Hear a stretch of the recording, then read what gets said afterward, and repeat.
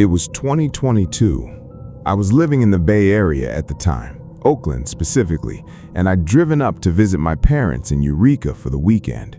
If you've never driven Highway 101 along the Northern California coast, it's beautiful during the day and kind of a nightmare at night, like long stretches with no other cars, no cell service, barely any lights. Kind of ominous, really. I left my parents' place around 8 p.m. on a Sunday, which was stupid in hindsight. I should have just stayed the night and driven back Monday morning, but I had an early shift and figured I'd rather just knock out the drive. Famous last words, I guess. The first couple hours were fine. The stretch I was on had narrowed down to a 2-lane road at that point. That's how most of rural 101 is once you get north of the bay. It was somewhere around Trinidad when the fog started rolling in. Fog on that part of the coast isn't unusual, but this was different. Within maybe 5 minutes, it went from clear visibility to barely being able to see 20 feet ahead of my car. It was actually really bad, worse than I'm describing. I slowed down to maybe 35 and kept going. The smart thing would have been to pull off and wait it out, but there's really not a lot of places to stop on that stretch, and honestly, I just wanted to get home. I figured if I took it slow, I'd be fine. Here's the thing about fog that thick though, and any California driver knows this, but it messes with your sense of space. You can't see landmarks, you can't tell how far you've gone, you can't see what's coming up ahead. It's disorienting as hell, especially when you're already tired. After another half hour or so of driving, I saw a figure standing off the side of the road. I say figure because that's genuinely what it looked like at first, just a shape on the shoulder, maybe 50 feet ahead. As I got closer, I could see it was a person, a guy based on how tall it was, and he was just standing there, facing the road. He wasn't walking or waving me down like he needed a lift, and it didn't look like he was on the phone either. He was genuinely just standing there. I slowed down even more as I passed because I was worried about clipping him if he stepped out into the road. He didn't move though. He didn't even turn his head to watch my car go by, which was really creepy. I got a good look at him as I passed, and there was nothing about his face that struck me as particularly unusual. My first thought was maybe his car broke down somewhere and he was waiting for a ride, which would make sense, right? Except I hadn't passed any cars on the shoulder, and there was no reason for him to be standing in that exact spot, facing that exact direction. There was nothing there. I thought about turning around to ask if he needed help, but something about the whole thing felt wrong. It wasn't my problem, so I just kept driving. About 10 minutes later, though, I saw him again. I'm not exaggerating. It was the same guy. Same build, same dark clothes, same stance on the shoulder. The only difference was that this time he was on the left side instead of the right, but everything else was identical. I actually said, "What the hell," audibly out loud to myself, because there was no way this guy could have gotten ahead of me. I was the only car on the road, and there weren't any cross streets or shortcuts or anything like that.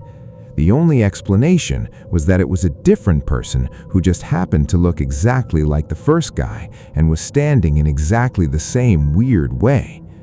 I didn't want to look at him as I passed, but I couldn't help myself. I had to confirm whether it was the same guy. And after getting a good look, I was dead certain it was. But this time, the guy actually locked eyes with me as I passed, and I couldn't look away fast enough. Seeing his head snap to my eyes was really freaky, and I instantly regretted making eye contact. I sped up a little, not a lot, because the fog was still thick and I wasn't trying to drive off the road, but I sped up enough that I was pushing 45. I wanted distance between me and whatever the hell was going on back there. The fog got even worse after that, though. I could barely see the center line at that point, so I really had no choice but to slow back down. I was having trouble thinking straight, which I attributed to the mixed effect of how tired I was, how hard it was to drive, and what I had just seen. I kept trying to rationalize it, but I couldn't. My train of thought was interrupted though, because not 3 minutes later, my headlights exposed something ahead. There was another person up there, only this time he was standing in the middle of the road. I had no choice but to stop, which is exactly what I did. This time he was wearing a hood that was covering his face, so I couldn't see what exactly he looked like, but I had a feeling it was the same guy. He once again didn't move, which is when I started really getting scared. We were at a standstill, and even though I couldn't see his face, I could feel him looking at me. I didn't know what to do. I flashed my brights at him a few times, trying to get him to move out of the way or at the very least react, but he didn't. I put the car in reverse, and when I looked in my rearview mirror, I nearly died. There was someone behind me. There was a person back there creeping towards my car. I yelled, "Holy shit!" and put the car back in drive. I was boxed in, but I didn't care. There was an actual threat on my life now. I pulled hard to the right, crossing into the opposite lane to get around the guy blocking the road ahead. The guy didn't move, and I thought I was in the clear. But then something hit my car from behind. It wasn't just a light tap, it was violent. The whole back end of my car jolted to the right, and I heard this awful crunching sound, like metal on metal. I maintained control of the car and kept driving, thinking I had gotten into an accident with another car. But when I checked my mirrors, there was nothing behind me. Nothing at all. Not even those people. As if the situation wasn't already freaky enough, that made it so much worse. I wasn't waiting though. I sped off as fast as I was comfortable going with how heavy the fog was. By the time I hit the 101 interchange, I could actually see again, and for the first time, I felt my brain starting to relax. But the more I calmed down, the more I thought about what had happened. And this might sound surprising, but I genuinely concluded that I hallucinated everything. Here's the thing. I had been driving for almost 4 hours at that point. I was exhausted. I had been staring into fog for God knows how long, barely being able to see anything, completely alone on a dark highway. So an extremely vivid hallucination didn't seem that far-fetched to me. Why it was so oddly specific was beyond me, but there was no other explanation for me having seen those people or having felt a wreck that didn't actually happen. By the time I made it home, I was just ready to sleep the whole thing off and tried to forget about it. But then I walked around to the back of my car. The rear bumper was destroyed. There was a massive dent running almost the entire width of it, which meant whatever hit me had hit me way harder than I thought. It also meant that I actually had been hit, meaning I hadn't hallucinated anything. I stared at the dent for like 5 minutes. There wasn't any paint transfer, which there definitely would have been if I had been hit by another car. But if it wasn't another car that had hit me, I had no idea what could have caused such considerable damage. I did end up calling the cops to report what I saw, but it was more so just to get the info out there. I've thought about that night a lot over the past 4 years. I've gone through every possible explanation I could think of. What I've accepted is that I hallucinated the figures, and in my panicked attempt to drive off, I hit a guardrail post or a mile marker or something like that. The thing that gets me is this though. I can accept a hallucination, but for me to hallucinate one thing, the figures, while actually experiencing the other, the crash, is something I have trouble accepting. The fact that there was actually damage to my car has always made me think there was something more malicious going on that night.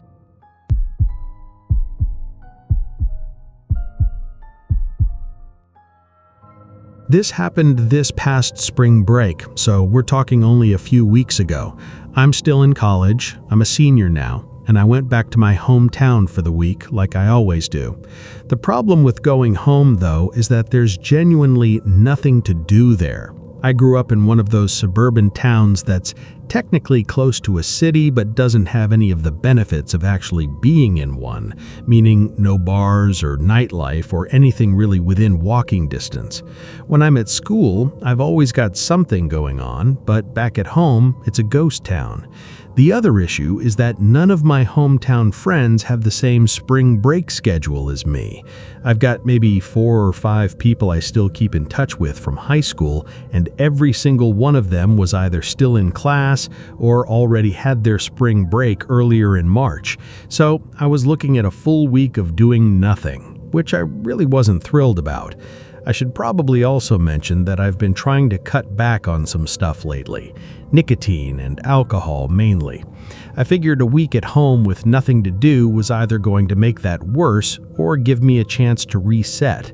I decided I was going to work out every single day instead. I was going to lift in the mornings and run in the afternoons, keep myself busy just so I could stay out of my own head. That's how I ended up going for a run on a random Tuesday afternoon. I remembered this loop I used to do back when I ran cross-country in high school. It's exactly 3 miles from start to finish, starting and ending at my house. The route takes me through my neighborhood for maybe a quarter mile, then cuts into this wooded trail that winds through a small patch of forest before spitting you back out onto the street about a block from home. I've probably run that loop 1,000 times between freshman and senior year. The woods is the best part, honestly. Running on pavement destroys your knees, but the trail through the woods is soft. It's quiet in there too, which is something I always look for on my runs. So I headed out around 5. The sun wasn't going to set for another couple hours, so I wasn't worried about visibility. What I did notice, though, and I noticed it the second I stepped outside, was the fog. I don't know how to describe it other than to say it was thick in a way I'd never seen before. I've lived in that town my whole life, and I don't remember fog like that. It looked fake, almost, like I was in some ambient video game or one of those lo-fi YouTube videos with the anime girl studying. Everything past maybe 30 or 40 feet just dissolved into haze. I thought about skipping the run, but I talked myself out of it. The trail through the woods is a straight shot, one path with no forks or diverging paths. I've been through there so many times I could probably do it blindfolded. Getting lost wasn't even a possibility. I had my Garmin watch on so I could track my pace and distance. I started my workout, did the quarter mile through the neighborhood, and entered the woods. The fog was even thicker in there, which made sense since the trees blocked out a lot of the remaining daylight. I couldn't see more than 15 or 20 feet ahead of me, but the trail is easy to follow. For the first mile and a half, everything was normal. I was running a little slower than usual because of the visibility, but it wasn't too bad. I remember checking my watch around the mile mark, then again at a mile and a half. The issue started around the 2.5 mile mark. At that point in the loop, I should have been approaching the end of the trail. The path curves to the left, you go up a small hill, and then you're out back on pavement. I know that section by heart. Hell, I know every section by heart. I've literally run that loop hundreds of times. But when I looked down at my watch and saw 2.5 miles, I was still deep in the woods. I figured my watch was just being weird. It was at least 4 years old at that point, so I assumed its GPS signal was getting interrupted by the dense tree coverage or something. The fog could have been messing with it too. These seemed like reasonable enough explanations though, so I just kept running, assuming I wasn't as far along the trail as I thought.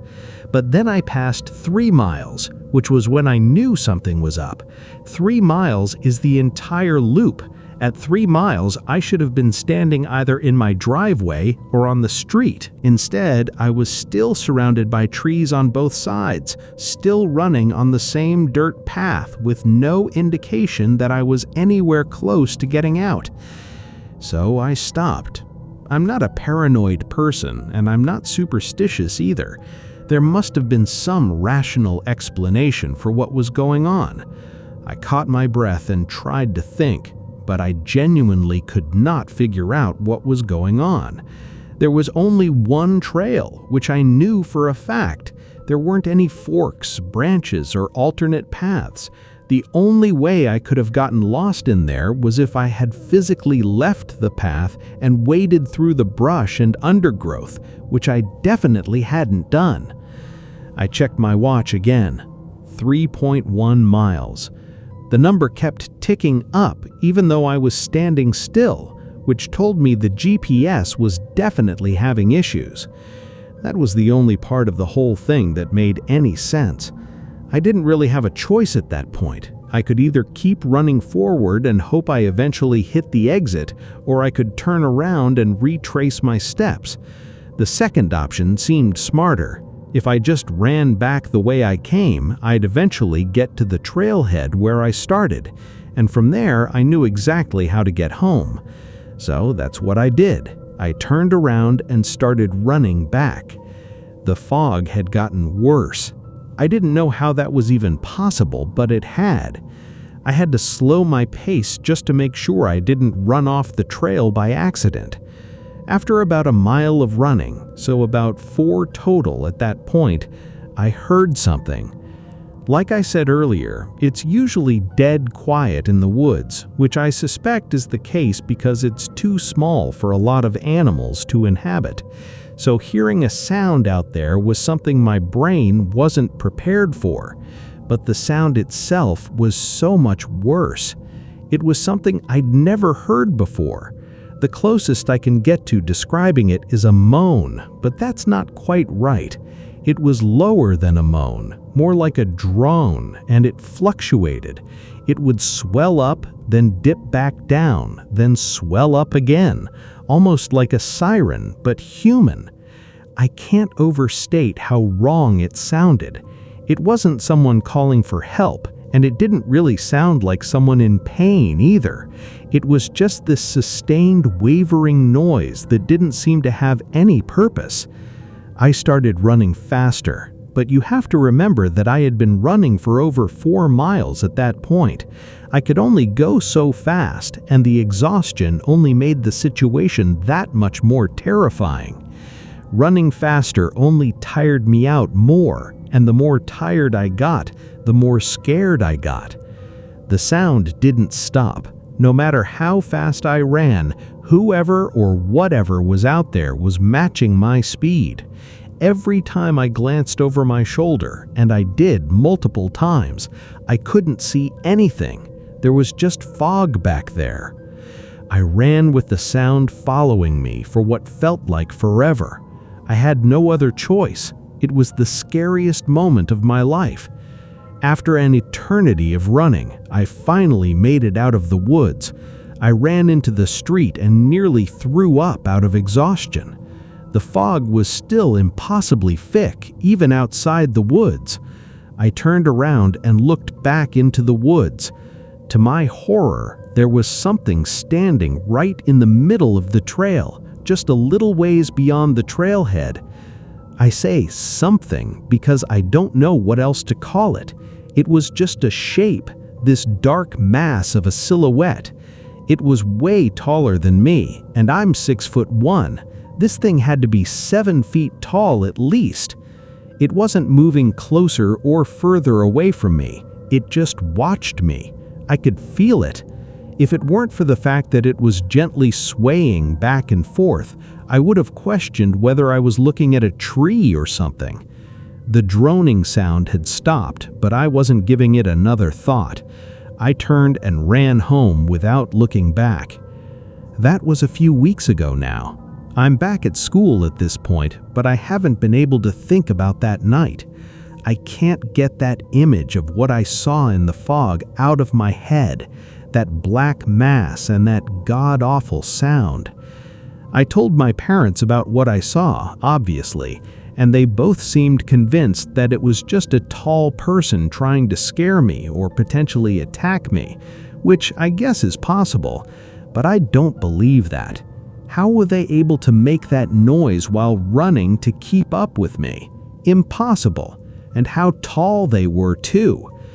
I don't know what was in those woods that night, and I probably never will.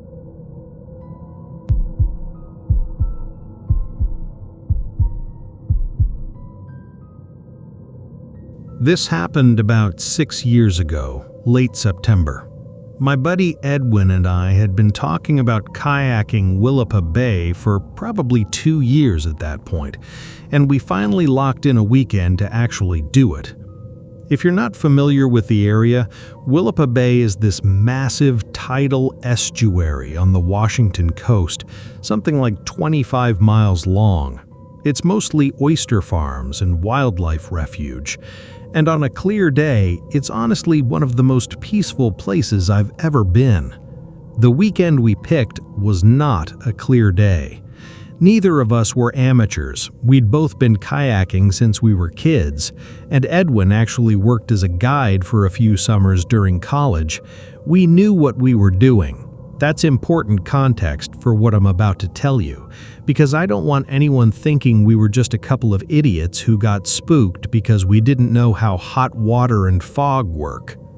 We launched early Saturday morning from a put-in spot near Nakota. The fog was really thick, but we figured it would burn off by mid-morning, like it usually does on the coast. We had a GPS, a compass, and everything. The plan was to paddle out toward Long Island, maybe do some bird watching, have lunch on one of the sandbars, and head back before the afternoon tide shift. The first hour or so was fine. The fog muffled everything, in that way coastal fog does. You feel like you're paddling through cotton, and everything is really quiet. We couldn't see more than maybe 40 feet in any direction, but we were staying close together and checking our bearing every few minutes. No big deal. It was probably around 9 a.m. when I first heard something. It was a splashing sound. At first I thought it was Edwin.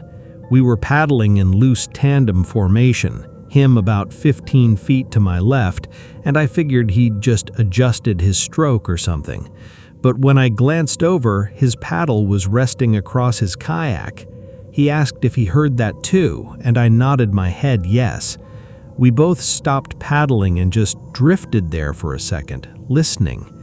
It was the sound of oars, not paddles, which I say specifically because oars and paddles make distinct sounds. We were using paddles. You'd only use oars if you were on a different kind of boat, but it was definitely someone rowing a boat, and it didn't sound too far away from us either. Maybe 100 feet, somewhere off to the right. Edwin said it was probably just someone else out there on the water, which seemed reasonable enough. There were other kayakers who used the bay, and occasionally you'd see fishermen in small boats checking crab pots. The fog was thick enough that we couldn't see them, but sound travels strangely over water, especially in fog. Sometimes things sound closer than they are. Sometimes they sound further. We waited for a minute, expecting whoever it was to either call out or appear through the haze. Standard etiquette when visibility is low is to announce yourself and let other boaters know where you are. But the rowing just continued at the same steady pace. I suggested maybe they didn't know we were there, so Edwin said hello into the nothingness, but there was no response. In fact, whoever was in the other boat didn't even seem to notice because the rowing sounds didn't speed up, slow down, or change at all. We started paddling again, figuring we'd either come across them or they'd pass by. But here's the thing, and I know this sounds paranoid, but over the next 20 minutes, that rowing sound never got any closer or further away. Hearing that same exact rhythm over and over again started getting intoxicating, and after a while, I was actually in awe of how perfectly someone could keep their stride for so long. But as time went past, I only got more and more freaked out. It was an unsettling situation, to say the least. Edwin and I weren't really talking much anymore, but I knew he felt the same way. At one point, we shifted our course slightly east, trying to angle toward the shore, and for a split second, the fog thinned out just enough for me to see a small rowboat sitting in the water.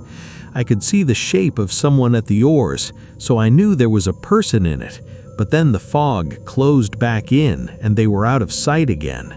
The whole glimpse lasted maybe 3 seconds. I asked Edwin if he'd seen it, and he said yes. At that point, I wanted to leave. Something about the whole situation was making me deeply uncomfortable, and I couldn't even fully articulate why. It's not like we'd seen anything threatening. It was just some guy rowing a boat. But the way he refused to identify himself or even acknowledge our presence, and the way he seemed to be following us, was just so creepy. I started heading for the shore, hoping Edwin would follow my lead, and he did. The problem was the fog. Even with a GPS, navigating the bay in low visibility isn't straightforward. There's sandbars that shift with the tides, shallow channels you can get stuck in, all sorts of nasty stuff. We knew roughly where we were, but roughly isn't the same as exactly, and the last thing we wanted was to beach ourselves on a mud flat while that other boat was still out there somewhere. We paddled southeast, moving as quickly as we could without exhausting ourselves. The rowing sounds stayed with us the whole time. I kept glancing to my right, hoping to catch another glimpse through the fog, but I never did. And then, without any warning, the fog started to lift. It didn't clear completely, but it thinned enough that we could suddenly see maybe 100 yards in any direction. I immediately looked to my right, toward where the rowing sound had been coming from. There was nothing there. It was just open water. I looked behind us. Open water there, too. I looked in every direction I could. I saw Edwin doing the same thing, but as far as we could tell, the bay was empty. I looked at Edwin and realized however freaked out I was, he was even more scared. I could see it in his eyes. We kept paddling, and even though the rowing sound had stopped and we could actually see now, the situation was a lot scarier. How could that boat have just disappeared like that? The shore came into view about 5 minutes later, and I was relieved. I thought the ordeal was finally over, but no. We paddled straight for land, not even bothering to look for a suitable landing spot. We hit the shallows and I jumped out into knee-deep water. The water was cold as hell, but I barely noticed. I was just glad to be on solid ground again. For a minute or two, neither of us said anything. We just stood there on the beach, catching our breath, looking out to the bay. The fog was still lifting, which was good, but there was still no boats anywhere out there. Edwin had wandered a little ways up the beach while I was securing my kayak. He told me to follow him, so I did. I realized he was looking at something, and I hurried to catch up to him. But the moment I noticed what he was looking at, I was terrified all over again. There were footsteps, wet, barefoot footsteps, leading out of the water and up onto the sand. They were fresh, which was painfully obvious because you could see where water was still pooled in the depressions. Whoever made them had not been out of the water for long. But here's the thing. They didn't just lead up to the beach and stop. The prints came out of the water, walked a few feet up toward the tree line, and then turned and followed the shoreline to our left before eventually cutting back toward the trees and disappearing into the woods. I followed the path with my eyes, trying to trace it backward. The prints were coming from somewhere further down the shore. Whoever made them had seemingly walked up along the water's edge, come up onto the beach right where we'd landed, and then headed into the forest. Edwin was a few steps ahead of me. He said he wanted to leave, but I couldn't stop looking at the footprints. They were leading somewhere, or rather, they were coming from somewhere, and I wanted to know where. I told Edwin I wanted to follow them back, not into the trees, but the other direction. I wanted to see where they originated. He looked at me like I was out of my mind, which honestly, maybe I was, but something about this whole situation had been gnawing at me since we first heard those oars, and I wasn't ready to just paddle away without at least trying to understand what the hell was going on. Edwin didn't want to come back with me, but he also didn't want to stand there alone. So after about 30 seconds of back and forth, he reluctantly agreed. We started following those footprints down the shoreline. The fog still hadn't completely lifted, but the visibility was a lot better at that point. We walked for maybe 2 or 3 minutes, keeping the footprints to our left, and then I saw it, maybe 50 yards down the beach. Pulled up onto the sand at an angle was a small wooden rowboat. The wood was dark, almost black, and the oars were resting inside it. It was the same boat. I was 100% certain of it. The shape, the color, the size. It was the exact same boat I'd seen through the fog when we were out on the water. And now it was here on the shore, with a trail of wet footprints leading away from it. I started walking toward it instinctively, but Edwin grabbed my arm. He told me we were leaving, and he said he wasn't asking this time. He said he didn't care what was in the boat or who had been rowing it.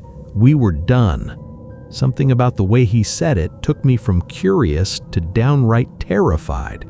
Whoever had been in that boat had somehow gotten to shore before us, walked all the way down the shoreline to the exact spot where we had just happened to land, and then still had time to disappear into the trees.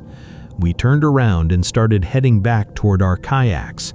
Edwin was practically sprinting at that point, and seeing him run only freaked me out even more. We got to our kayaks, shoved them back into the water, and paddled out of there as fast as we could. And that was that.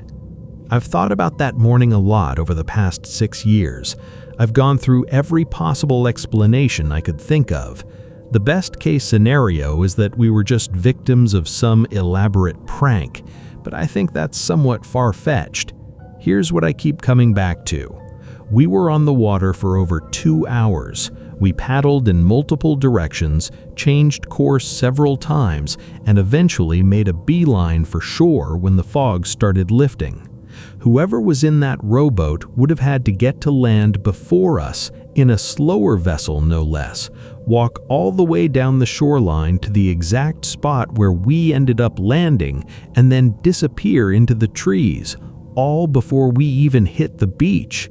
It sounds so absurd and impossible that I honestly don't know what to think. So that's why after I send this, I'm going to try not to think about it once again.